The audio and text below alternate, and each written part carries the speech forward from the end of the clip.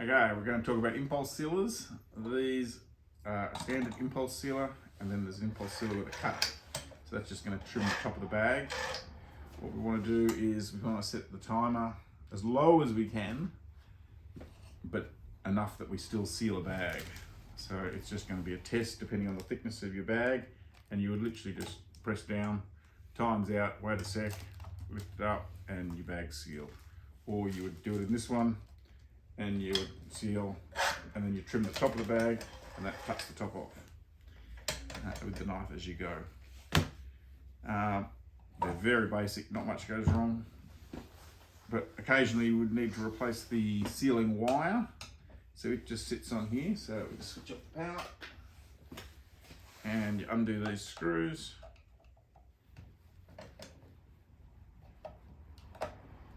Just on one side's probably enough,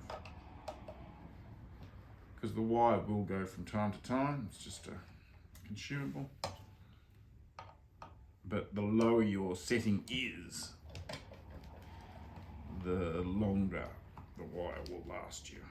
People think you turn up the timer and you get a better seal. Well, you don't. You just blow your wire out quicker, really.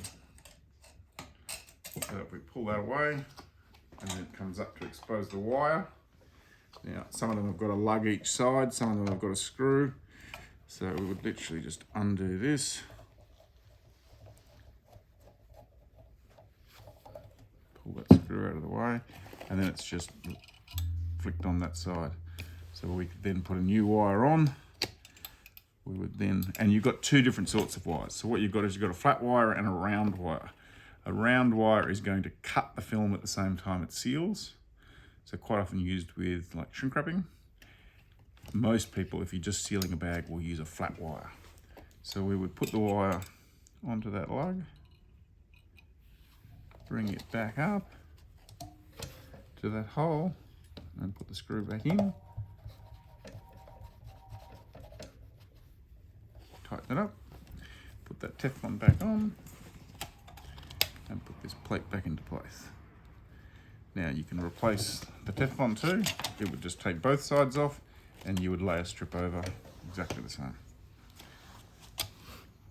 So we'll just put this back into place.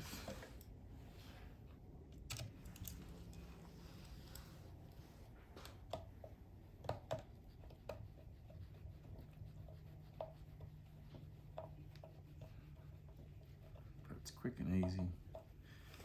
The majority of times that's what's going to be. If you stop sealing, you replace the wire and you'll find off it'll go again.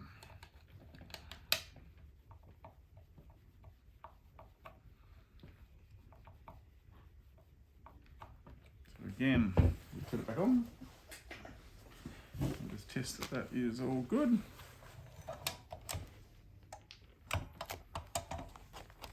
And we've got a seal across the bag. Done.